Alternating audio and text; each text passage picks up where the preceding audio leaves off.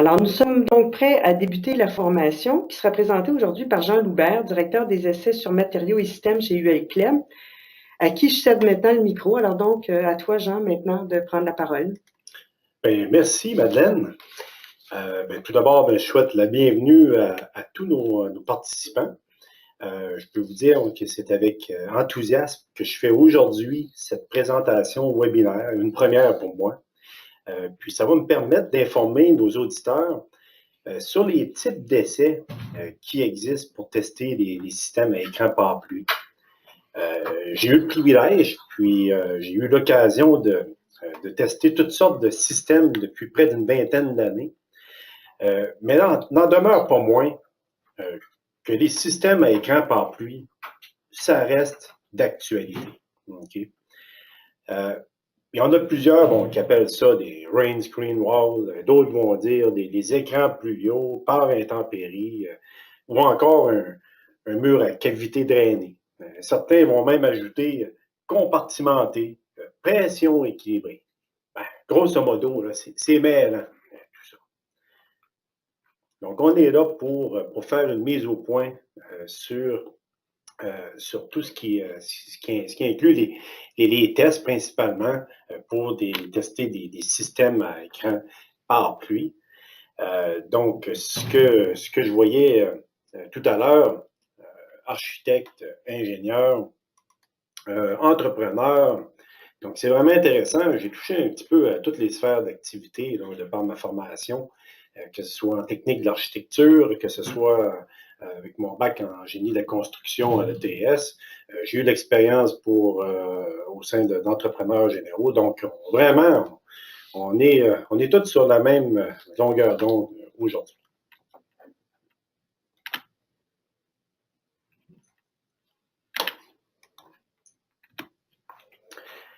Bon, pour simplifier, si on veut, puis vulgariser de mon mieux dès le départ, okay? On parle ici de deux systèmes à écran parapluie.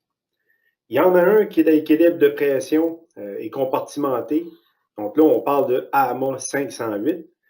Puis l'autre, c'est un système à écran parapluie, mais la notion d'équilibre de pression, elle n'est pas prédominante. On parle plus d'un écran pluvial, drainé, ventilé. Donc, c'est ce qui touche AMA 509. Je vais également vous expliquer comment sont construits les murs échantillons pour faire des tests en laboratoire. Puis, c'est quoi les critères de réussite et d'échec pour dire qu'un test va être concluant ou pas, basé sur l'une ou l'autre des deux méthodes d'essai. Je vais également vous montrer des exemples concrets d'essais. Des essais, tout simplement en vous montrant des photos. Je suis quelqu'un qui est très visuel, la plupart du monde également. Donc, on va même utiliser des petites vidéos, des montages que j'ai faits pour vous montrer des tests en cours.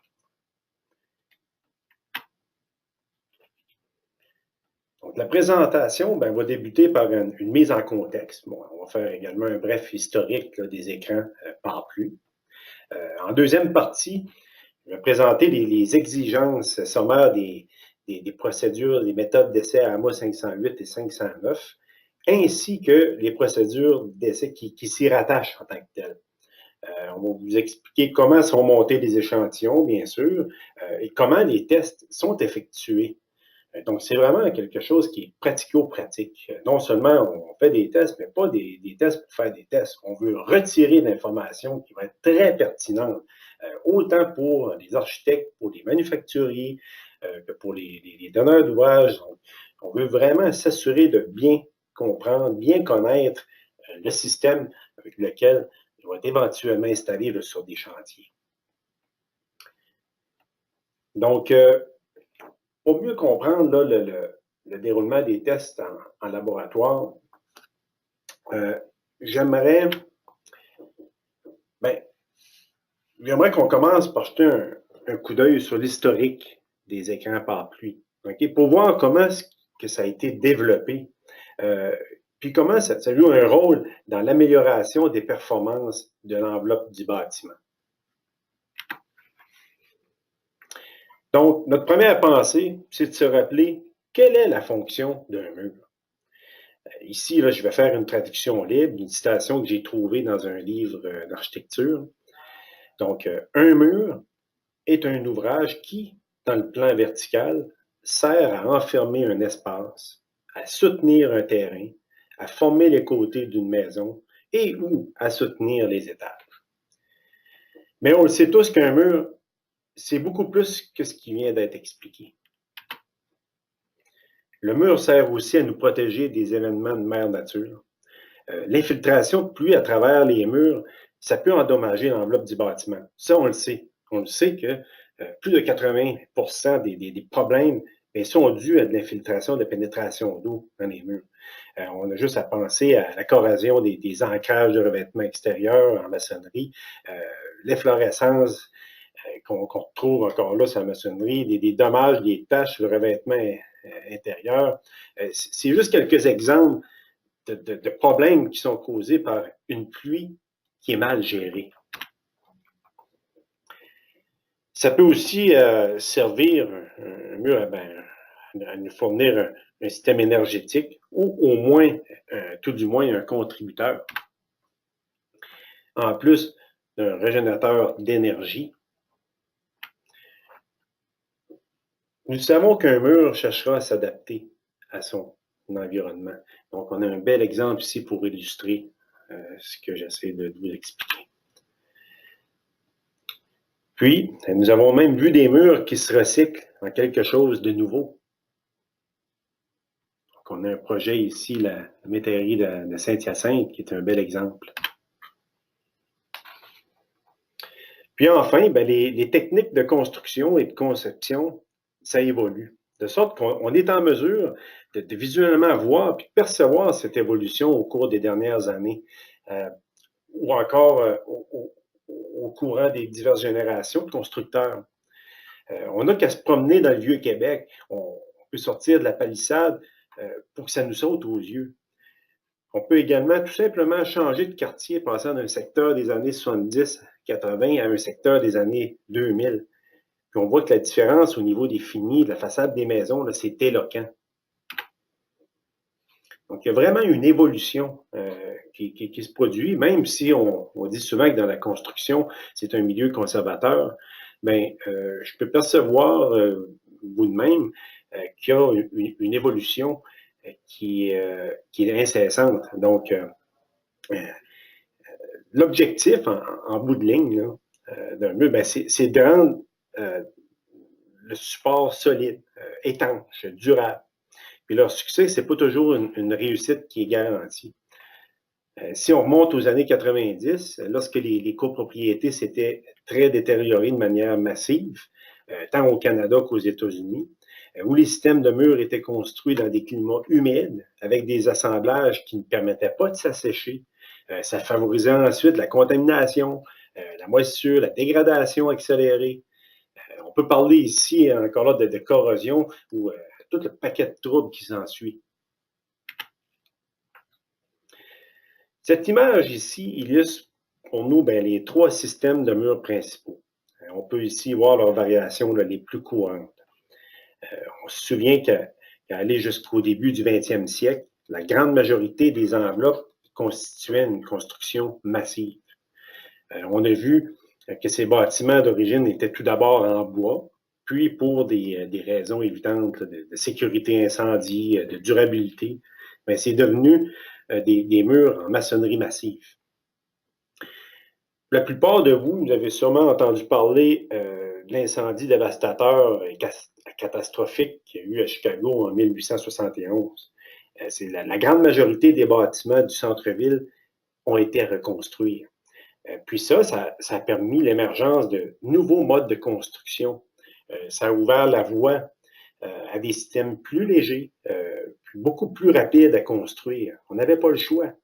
Donc, d'où l'arrivée de systèmes innovateurs et ou préfabriqués, en partie en usine, pour accélérer le processus. Ainsi, il y a des systèmes ressemblant à des murs à cavité qui sont apparus progressivement dans les murs des bâtiments au tournant du 20e siècle. Mais pour la grande majorité des bâtiments, c'est pas avant les années 50 que nous avons commencé à voir apparaître les murs à cavité drainée, ventilée et compartimentée, etc. Bien, un bon exemple de cette évolution, le bâtiment Alcoa de Pittsburgh, en Pennsylvanie, ça a été l'un des premiers très grands bâtiments à utiliser un système moderne de revêtement à écran pluvial.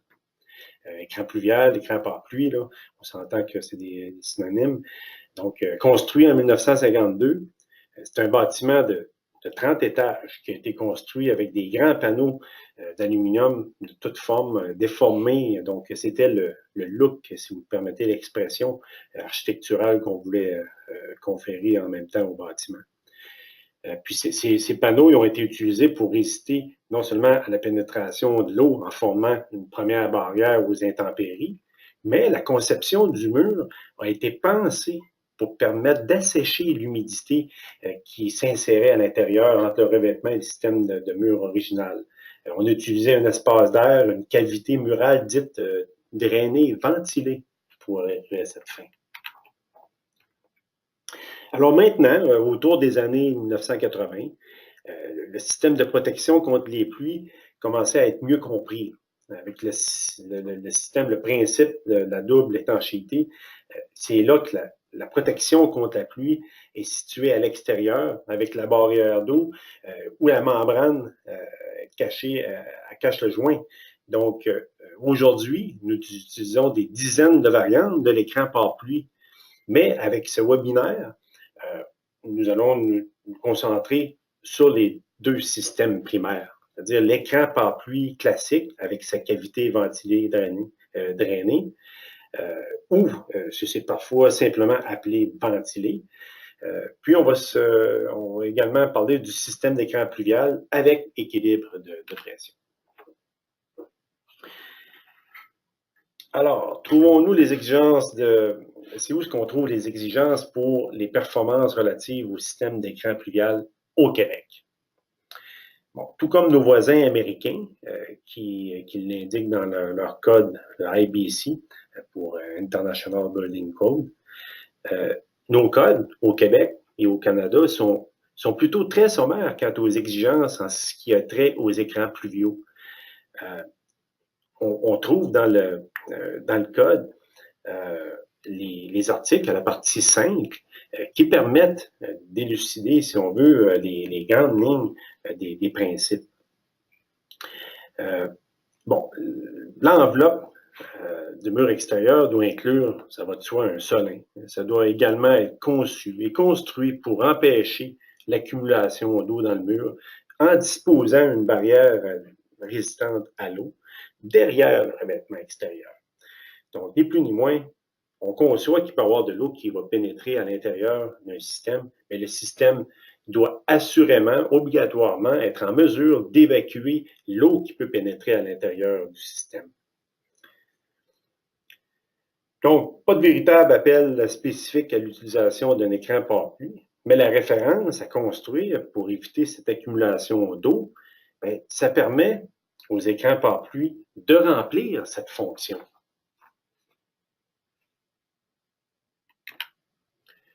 Donc, on peut parler là, de fonction de contrôler l'accumulation d'humidité en ventilant, si on veut, la cavité drainée ventilée, que ce soit au niveau des contrôles de flux d'air, maintenir le confort intérieur, économie d'énergie, contrôler les fuites, les filtrations d'eau. Donc, c'est les mêmes principes qu'il y a dans l'IBC qu'on a ici au Canada, dans le Code national du bâtiment et le Code de construction du Québec 2010.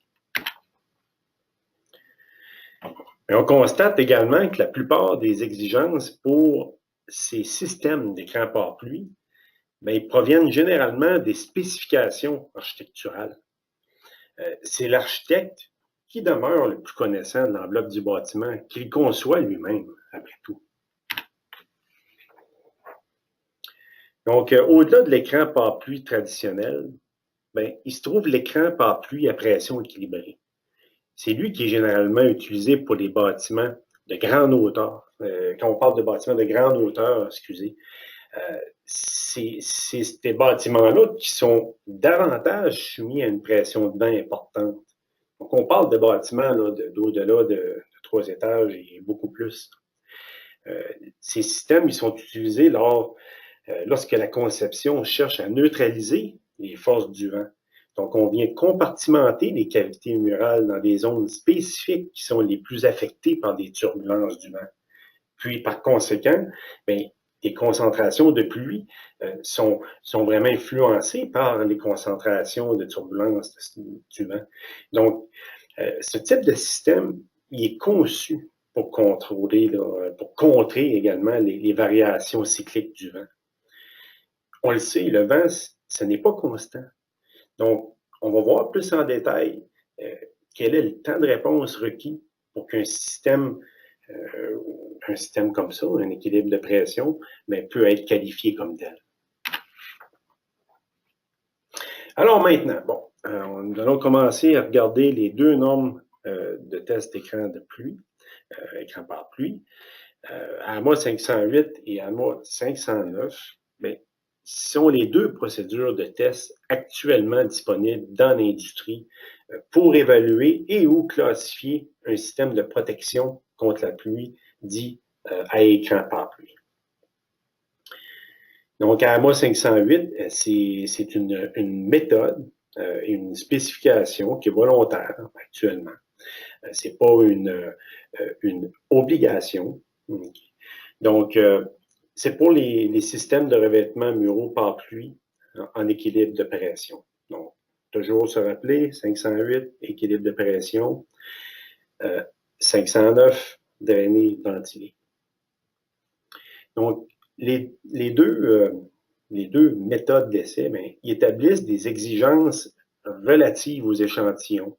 Les appareils de mesure, la procédure utilisée, le rapport d'essai, qu'est-ce qu'il doit contenir, les critères de performance s'il y a lieu, les critères d'échec ou de réussite qu'on doit utiliser pour l'évaluation des systèmes à écran pluvial, donc que ce soit avec ou sans équilibre de pression.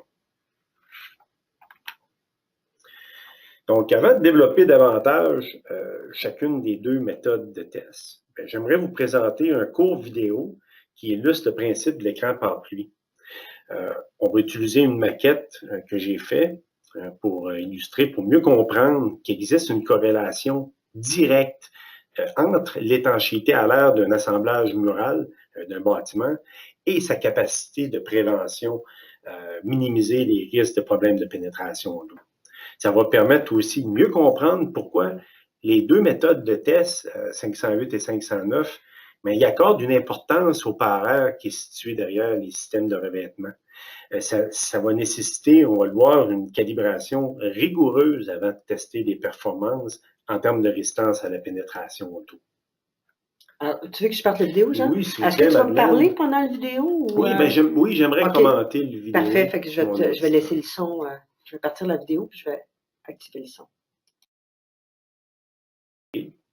Donc, ce qu'on voit ici, c'est la maquette que j'ai faite pour mieux vous illustrer qu'est-ce qui se passe dans une cavité murale drainée, ventilée, compartimentée ou pas. Donc, du côté gauche, complètement, c'est l'extérieur du bâtiment. On voit l'écran de revêtement extérieur, qui est la 2e paroi, avec un joint horizontal. C'est schématique. Entre les deux, c'est exagéré, mais c'est l'espace et la cavité d'air à l'arrière du revêtement extérieur. Puis, si on regarde bien, du côté droit, on a le par-air par intempérie. Ici, on voit l'eau qui est en train de percoler sur la surface extérieure. Donc, je vais pouvoir faire varier, si on veut, l'étanchéité du plan par air que vous avez au centre, qui est vraiment à l'arrière. Donc, avec la valve que j'ai ici, je peux simuler des défauts dans le par air. Puis, on va voir que pour une même vitesse de vent, une même quantité d'eau, de pluie, regardez qu'est-ce qui se passe. Donc, il y a une pression qui est exercée dans la cavité murale qui n'est pas bonne, dans le sens qu'on devient vulnérable. Le par-air, par intempérie, devient vulnérable à avoir un écart de pression dans la cavité qui va pousser l'eau sur le par-air. Puis à ce moment-là, s'il y a moindrement un défaut, un trou, mais l'eau va être aspirée à l'intérieur du mur, chose qu'on ne veut pas. Donc, je viens de refaire, si on veut, fermer ma valve pour simuler un parage qui est performant. Et je la perfore de nouveau pour vraiment que vous puissiez saisir qu'il y a une corrélation directe entre un système qui inclut un bon parage, puis un système qui a un parage qui est déficient. Donc, on va mieux comprendre. OK, donc, on revient ici. Merci, Madeleine. Donc maintenant, commençons par examiner les exigences de performance pour le test des systèmes d'écran par pluie à égalisation de pression. Donc en pression équilibrée, on parle de AMA 508. Donc la norme 508, AMA 508 comporte 4 exigences de conception. La pénétration de l'eau doit être empêchée à l'intérieur du mur, ça va de soi. Si la vapeur d'eau se diffuse à travers le mur intérieur, de l'intérieur de la structure vers la cavité, mais elle doit être ventilée et séchée vers l'extérieur si c'est de l'eau, si c'est une vapeur d'eau qui se transforme en condensation. Puis la barrière anti-intempérie par air doit résister à la charge de vent positive totale. Donc, partant de l'interne à l'externe, autant en positif qu'en négatif. Okay? Donc, le système ne doit pas piéger ni dissimuler de l'eau. Il doit pouvoir contrôler la pénétration de l'eau de pluie.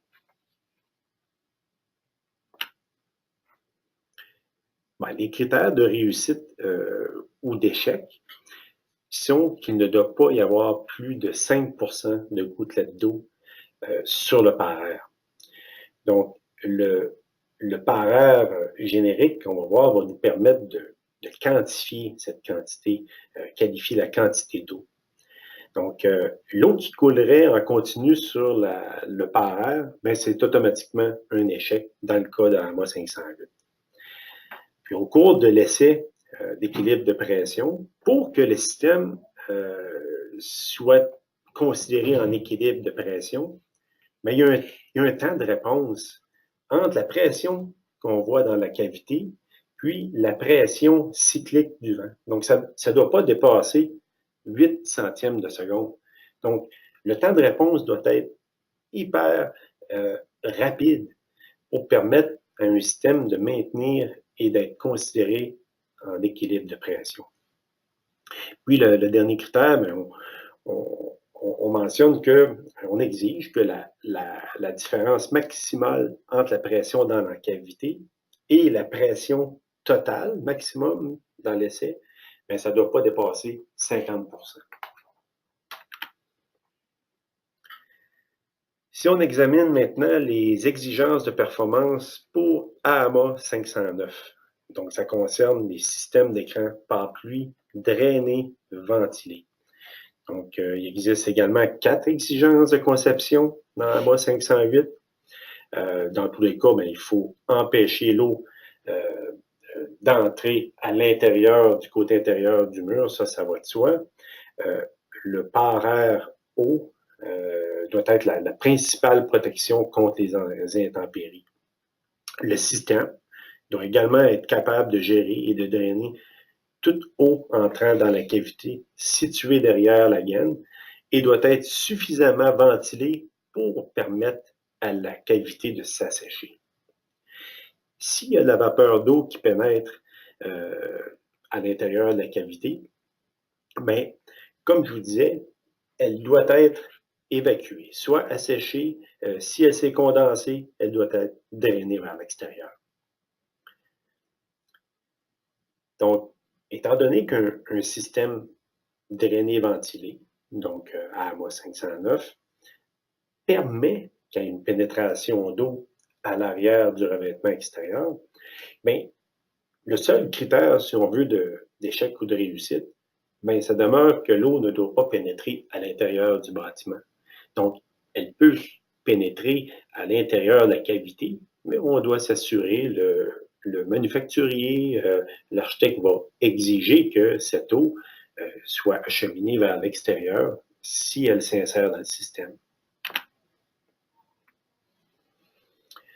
Bon, maintenant, si on regarde ce qui concerne la préparation en tant que telle des échantillons, dans AMA 508 et 509, mais le fabricant, là, si on veut, il doit construire un échantillon représentatif d'un système d'écran pare-pluie qu'il veut promouvoir. Okay. Donc, on parle d'inclure les joints, les trous de drainage, la cavité d'air. L'installation doit être comme en chantier.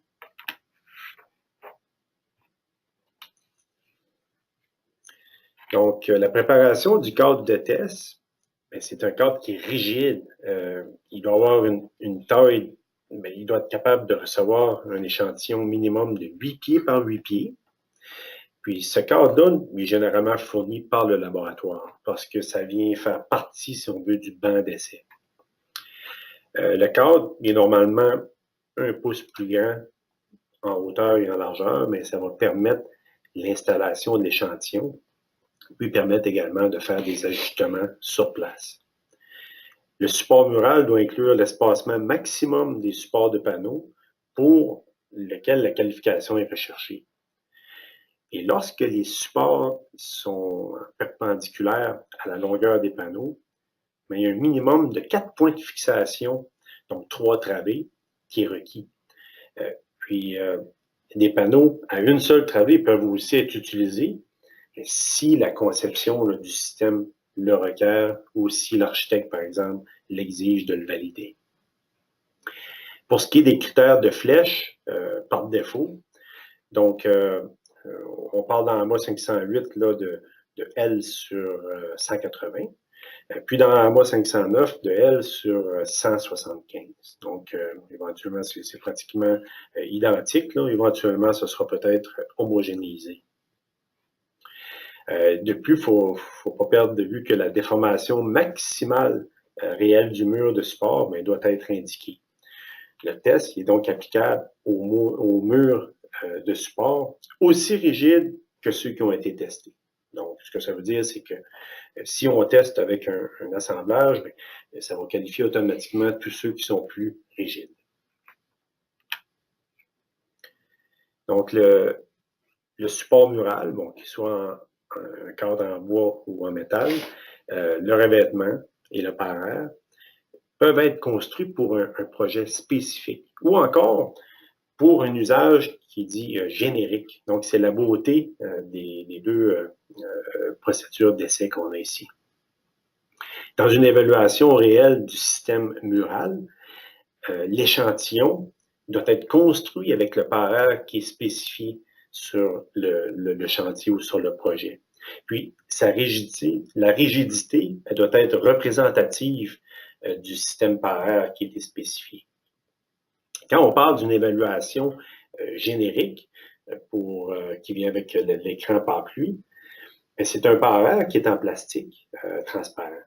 On va l'utiliser, on va venir pré-calibrer, si on veut, la fuite d'air du pare-air. On doit percer des trous d'1/8 de pouce de diamètre. Puis, ça nous permet de représenter des défauts qui sont dans la vraie vie en chantier, ce qu'on retrouve. Donc, on va y revenir plus tard avec cette étape de calibration qui est importante. Donc, on verra qu'il y a des niveaux à rencontrer pour que, entre deux laboratoires, quand on fait des tests, qu'on soit exactement, on compare des pommes avec des pommes, des plus ni moins. Donc maintenant, je veux dire qu'il s'est conseillé de construire l'échantillon dans le laboratoire. Ça permet un meilleur ajustement. Ça vient recréer, si on veut, des conditions de chantier. C'est préférable de faire ça que de le faire sur place à l'usine, de l'amener au laboratoire, parce que de toute façon, il faut venir l'insérer dans un cadre. Donc, ça cause plus de problèmes que ça peut faire sauver du temps. Donc, les pages suivantes vont nous permettre de voir les différentes configurations qui sont possibles de tester pour AMA 508 et 509. Donc, ici, on a une configuration qui est vraiment géométrique dans les deux axes.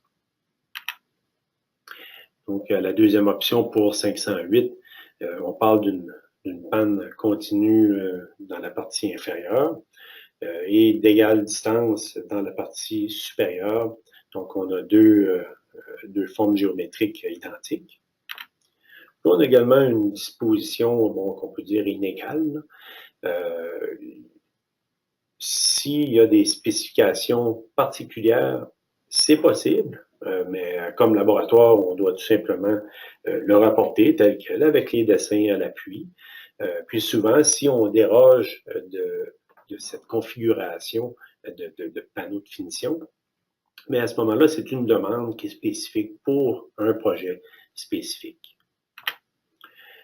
Quand on parle d'AMA 509, donc d'arénés ventilés, il y a une seule configuration qui permet de qualifier le système. Donc, c'est une configuration qui est géométrique, autant dans l'axe vertical que horizontal. Donc, on a 4 panneaux, donc un joint vertical continu et un joint horizontal continu.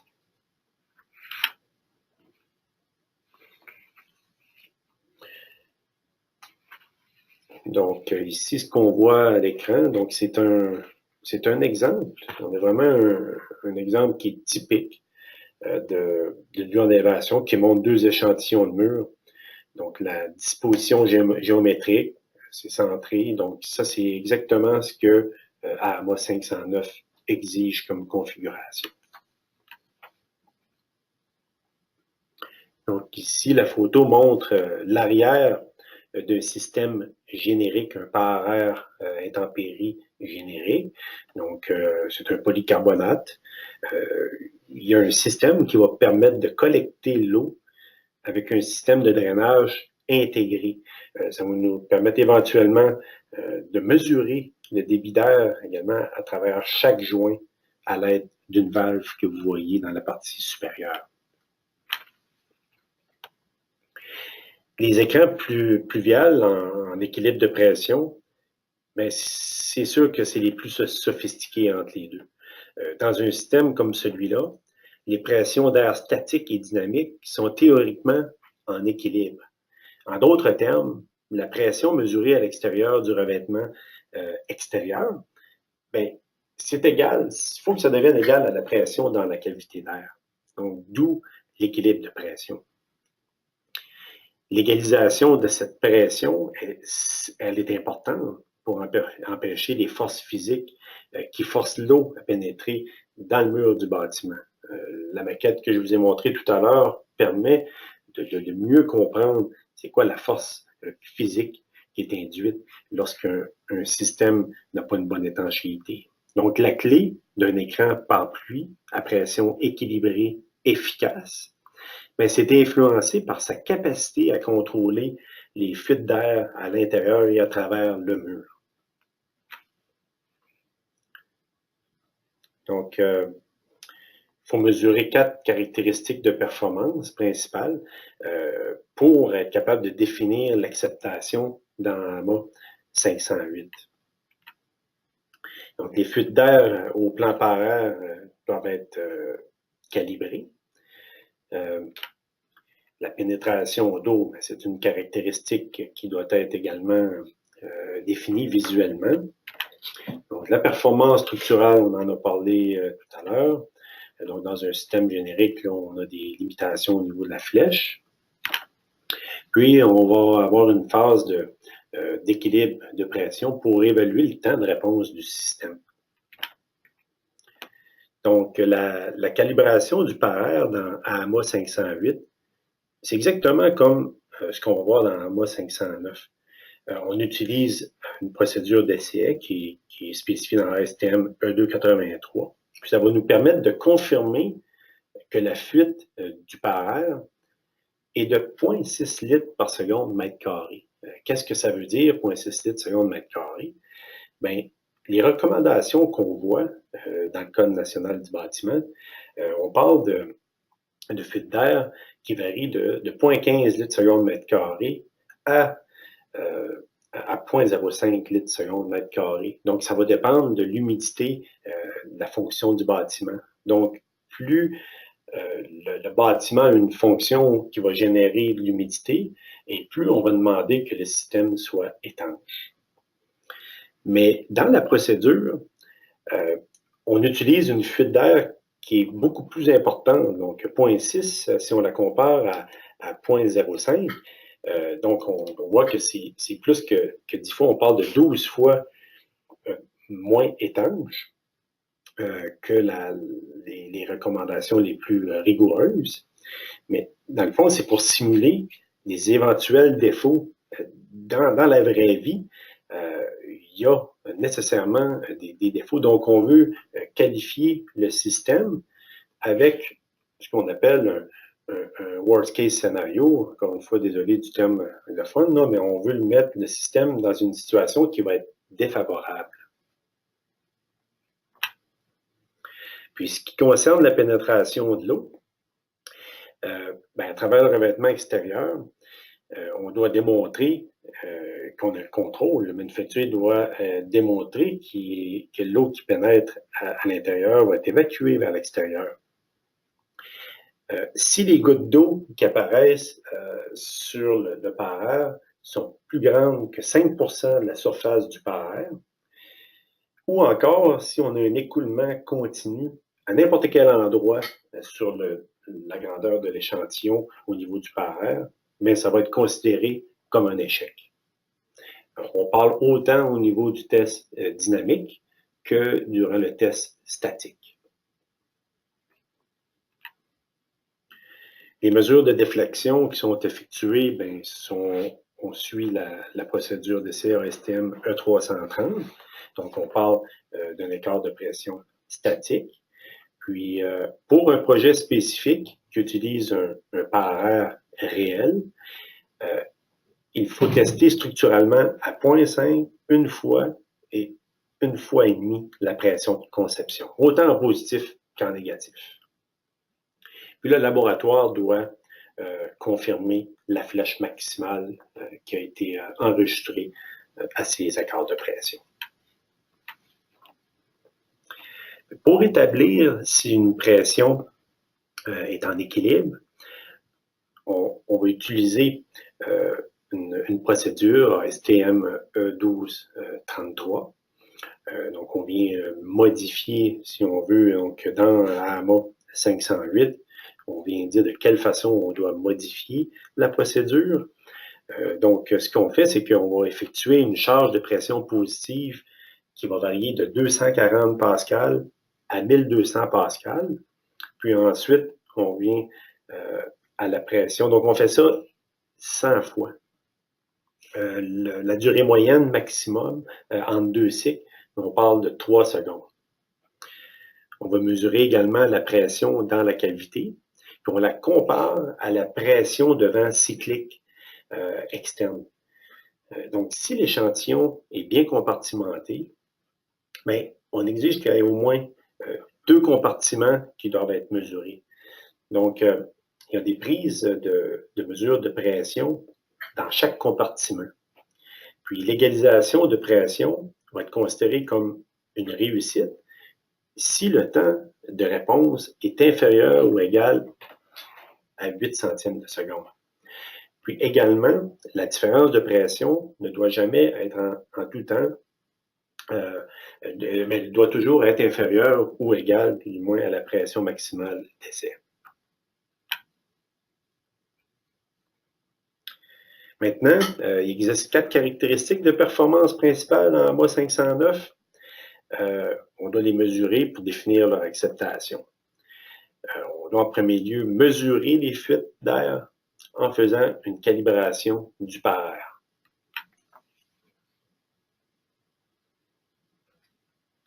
Donc, la calibration du pare-air, c'est le même principe, j'y reviendrai pas, mais c'est le même principe que dans AMA 508. La différence de pression, c'est également la même. Donc, on parle d'une évaluation du taux de fuite de 0,6 litres par seconde mètre carré, évalué à 75 pascal d'écart de pression.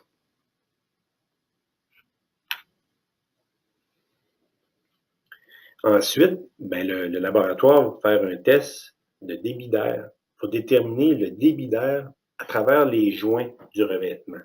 Donc, la première étape va consister à sceller tous les joints, à savoir bon, les joints horizontaux, verticaux, à la tête, au jambage, également au seuil. Donc, on vient restreindre le flux, l'écoulement d'air. Ensuite, on va utiliser la norme ASTM E283 sous un écart de pression statique de 26 pascal. C'est un écart de pression qui est 3 fois moindre que l'évaluation d'un système par air. Donc, le laboratoire il va effectuer le test de débit d'air pour déterminer la tare, le niveau, le taux de fuite, si on veut, de l'ensemble du banc d'essai. Donc, c'est ce taux de fuite qui va être par la suite soustrait de l'échantillon. Donc, peut-être un point à préciser, là, les montants au jambage de chaque côté mais, doivent demeurer scellés tout le long du test pour le système AMA 509. Donc, ici, j'ai un tableau qui a été extrait directement de la norme qui est disponible seulement qu'en anglais. Donc, pour chaque type de joint qu'il y a dans l'échantillon, mais le débit d'air total en litres par seconde ou en CFM là, dans le système américain, mais on doit mesurer et enregistrer, puis insérer dans un tableau sous la forme que vous avez ici là, dans le tableau A1 de la norme. Donc, à l'aide du débit net d'air de chaque joint, le laboratoire va calculer la somme de la tête, du seuil, des joints horizontaux, verticaux, puis on venir diviser par la surface de l'échantillon afin de déterminer le débit qui traverse le système de revêtement. Donc, ce nombre il est indiqué en litres par seconde par mètre carré sous forme du tableau qu'on voit ici. La photo ici montre un exemple de l'étape du test qui consiste à déterminer la tare, la fuite de chambre. Donc, on a un plastique scellé tout autour qu'on va venir couper. Donc, on vient tout simplement évaluer les fuites pour être en mesure de les soustraire par la suite. Les photos ici montrent les étapes du test. Ça nécessite le scellement de tous les joints. Donc, on veut restreindre l'écoulement d'air. Puis, l'objectif de ça, c'est d'être capable de les quantifier indépendamment. Donc, on va venir retirer joint par joint pour être en mesure de documenter chacun des joints. La photo ici montre une étape du test où on a retiré le scellant ou le tape sur le joint vertical pour nous permettre de déterminer la quantité d'air qui passe au travers. Donc, le laboratoire va ensuite faire des tests de pénétration d'eau statique selon ASTM E331 pour l'aspect statique. Et les tests dynamiques sont faits selon AMA 501.1. Donc, on va tester sous deux écarts de pression dynamique. On parle de 300 et de 577 pascal. Donc, on est toujours dans AMA 509. Donc, lors des tests de pénétration d'eau, comme je vous mentionnais plus tôt, les conditions au jambage de l'échantillon, donc de chaque côté, doivent être éliminées. Donc, ce n'est pas considéré comme des conditions représentatives en chantier. Donc, on doit les éliminer. On utilise un ventilateur avec un contrôle de la vitesse de rotation qui va permettre d'obtenir les différences de pression statique qui sont ciblées, donc 300 pascal et 577 pascal, les mêmes pressions qu'on rencontre pour le test dynamique. Donc, on a un système ici à hélice qui va permettre d'appliquer, ni plus ni moins, à créer un mini ouragan. Donc, c'est comme ça qu'on va faire des pressions dynamiques en laboratoire. Donc, on vient calibrer la vitesse, la révolution du moteur qui va nous permettre d'obtenir les écarts de pression souhaité et calibré.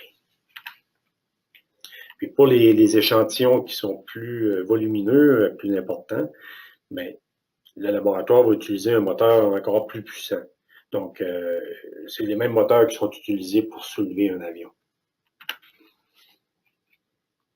Donc, lors des tests de pénétration d'eau statique et dynamique, le lab doit collecter toute l'eau qui va pénétrer à l'intérieur, qui va venir en contact avec le parterre. Donc, toute l'eau collectée doit être pesée minutieusement. Les données doivent être enregistrées et rapportées dans un rapport de test. Il convient également de noter que le système de drainage doit avoir une pente positive pour assurer de collecter toute l'eau qui rentre dans le système de collecte. Et pour chaque test de pénétration de l'eau, le lab doit enregistrer la quantité totale collectée lors de chaque test. Donc, on a un total de 4 tests, 2 écarts de pression statique, 2 écarts de pression dynamique pour une durée de 15 minutes. C'est ce qu'on va venir rapporter. Donc, c'est une exigence qu'il y a dans la méthode d'essai AMA 509. Ça va nous permettre éventuellement de classifier le système sous la forme d'un graphique comme vous voyez. Donc, la classification est attribuée selon le niveau de ventilation puis la quantité d'eau qui va venir en contact avec le parterre. La ventilation utilisée pour classifier, ben, c'est un écoulement d'air, ni plus ni moins, par unité de surface. Cet écoulement d'air, il est ramené toujours pour chacun des joints. Donc, on vient additionner le même principe que pour l'eau. Donc, on va venir additionner et diviser, somme toute, par la surface totale de l'échantillon. Puis, la quantité d'eau utilisée pour la classification, c'est une moyenne de l'eau collectée lors des 4 essais de pénétration d'eau. Puis, pour la ventilation, la classification varie de V1 à V11. V1 étant le minimum de ventilation, puis V2 étant la meilleure ventilation. Donc, plus le chiffre est haut, plus le système permet d'être ventilé. Puis pour l'eau, la classification, on parle de W1 à W11. Encore là, c'est le même principe. Donc, W1, c'est le minimum d'eau qui peut entrer en contact avec le parterre. W11, on parle d'une plus grande quantité d'eau. Donc, si on résume, la meilleure classification, dans l'idéal, ce serait V11W1. Donc, beaucoup de ventilation avec peu d'eau qui entre en contact avec le parterre. Enfin, pour AMA 509, les mesures de la flèche vont être effectuées en conformité avec ASTM E330. Puis, si le test de performance structurale qui est soi-disant optionnel, s'il est effectué, on doit répéter le test de fuite d'air à la fin du programme de test. Donc, on doit revalider que le système n'a pas été affecté. Ça, c'est dans le cas d'un système qui serait un système spécifique. Donc, ce qu'on va faire, c'est que je vais vous montrer une vidéo ici, Madeleine. Oui. C'est possible. Bien sûr. Tu veux que je la parte tout de suite? Oui. Donc, je vais vous présenter une vidéo.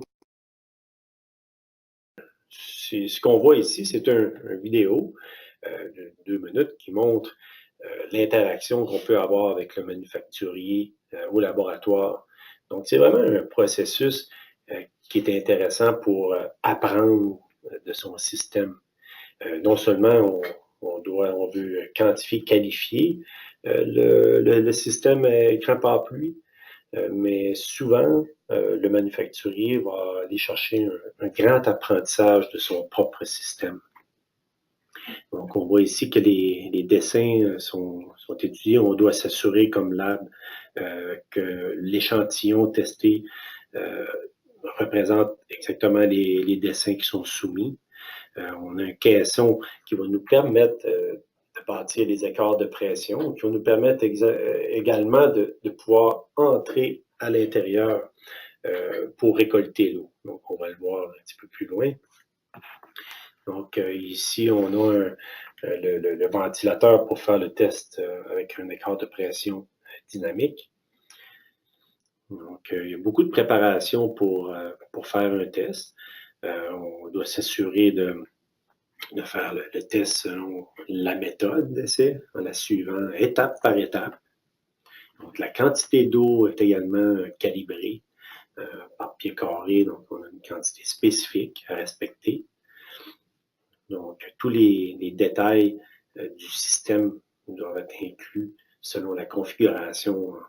Donc, ici, ce qu'on voit, c'est un système pour AMA 509. Donc, il y a une quantité d'eau qu'on doit récolter.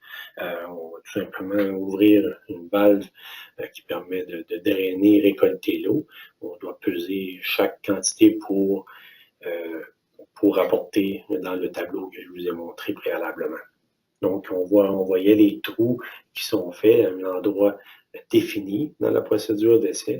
Donc, une fois le test complété, on a une interaction, on peut discuter. Donc, il y a un partage de connaissances qui est très intéressant dans une démarche comme celle-là.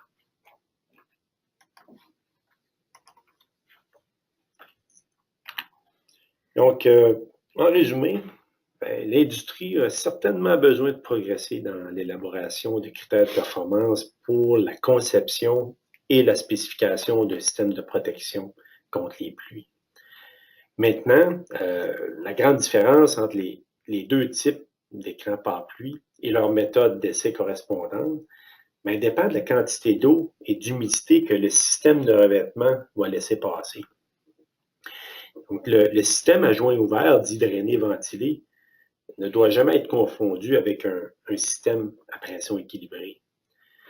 Afin de se conformer à un test 508, un mur ne doit pas avoir plus de 5 % d'humidité sur la paroi arrière pendant ou après le test.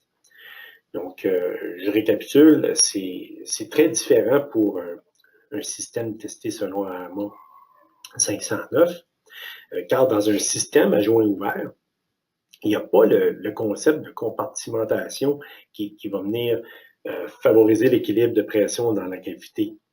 Ainsi, le système AMA 509 va laisser probablement passer beaucoup plus d'eau dans la cavité murale que le système de type AMA 508. Puis pour cette raison, c'est important que le concepteur et le dessinateur, l'architecte, le manufacturier, comprennent que le volume d'eau devant être géré et drainé avec le principe AMA 509, on doit s'assurer que les barrières, les solins et toute la gestion, si on veut, de cette eau et de cette humidité, va maintenir le bâtiment au sec. Donc, un écran pare-pluie, ça doit être considéré comme un système de façon individuelle dans ses composantes. On peut avoir les meilleurs matériaux et composantes, mais si la globalité de l'assemblage n'est pas bien conçue, on n'est pas plus avancé. Ce que ça veut dire est que non seulement chaque pièce et matériau doivent être testés pour s'assurer qu'ils rencontrent les exigences de performance, mais on doit surtout s'assurer qu'une fois assemblés, les matériaux vont former un système performant et durable.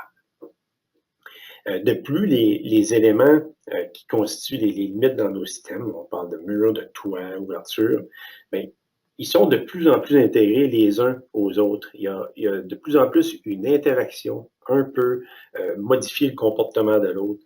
Donc, les systèmes de construction et les matériaux de revêtement sont en constante évolution. Quand on parle d'évolution au niveau de la technologie, de considérations sociales, d'objectifs environnementaux.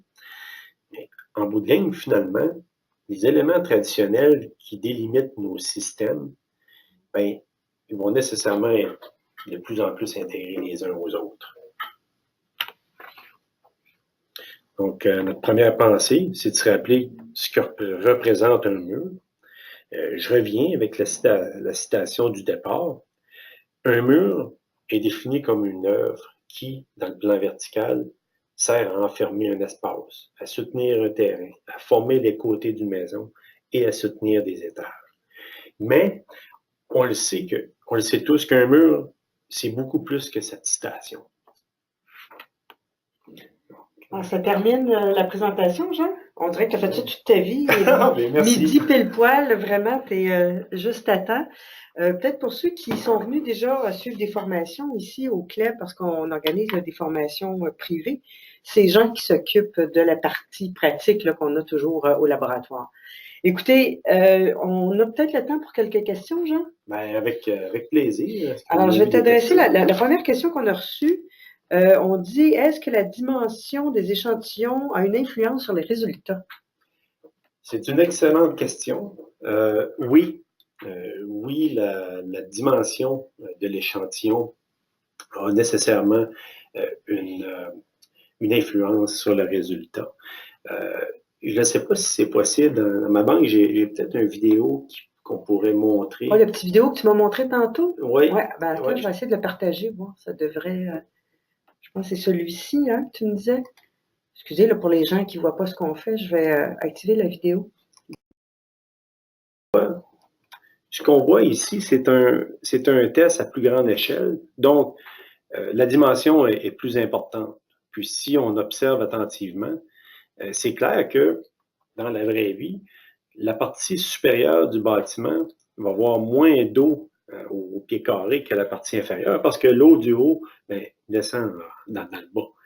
Donc, à la partie inférieure, tu vois qu'il y a une interaction, il y a une influence. Donc, plus l'échantillon est volumineux, mais plus la quantité d'eau va être importante. Ici, on a un plan incliné.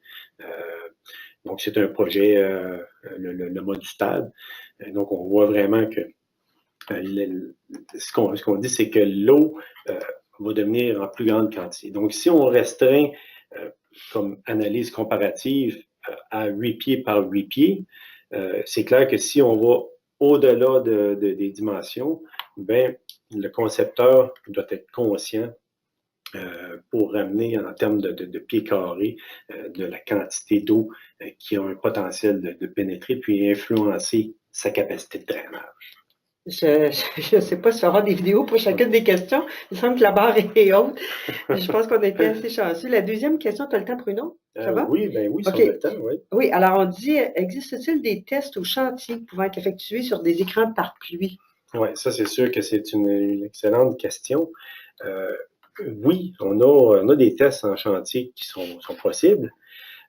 Par contre, pour se conformer, pour comparer avec AMA 508 et ou 509, on doit avoir des dimensions. Puis en laboratoire, on a une précision qui va être beaucoup plus grande qu'en chantier. Mais il existe des méthodes, entre autres pour l'étanchéité à l'air. En chantier, on parle de ASTM E783, qui a le même principe que ASTM E283, mais fait en chantier. Donc, on venir évaluer l'étanchéité à l'air d'un assemblage en chantier. Puis pour ce qui est de l'eau, contrairement au laboratoire dans lequel on a ASTM E331 pour un écart de pression statique, en chantier, c'est ASTM E1105. Donc, c'est la seule différence au niveau des procédures d'essai. Puis par contre, AMA 501.1, c'est la même, qu'on soit en laboratoire ou en chantier, c'est la même procédure d'essai qu'on utilise pour tester de façon dynamique un assemblage. OK. Il y a une troisième question aussi qu'on a reçue. Y a-t-il un espace minimum à utiliser entre l'écran par pluie et le mur? Bon, oui, tout à fait. C'est certain que plus l'espacement est minime, plus on a des problèmes à évacuer l'eau, plus l'eau risque de rester trappée, si on veut, à l'intérieur du mur. Donc, les bonnes méthodes vont demander d'avoir plus grand qu'un 8, préférablement 10 mm. Donc, on parle près d'un demi-pouce d'espace. Donc, au niveau de la fenestration, quand on a un orifice de drainage d'un quart de pouce et plus, on a on ne rencontre pas de problème d'évacuation, normalement, d'évacuation d'eau. Donc, quand on parle de système par pluie, donc on va vraiment privilégier d'aller au moins à 10 mm dans un demi-pouce. OK, parfait. Ça terminerait, je pense que là, la période de questions. Si jamais vous avez d'autres questions, continuez quand même à nous les adresser et puis on pourra peut-être vous répondre par courriel.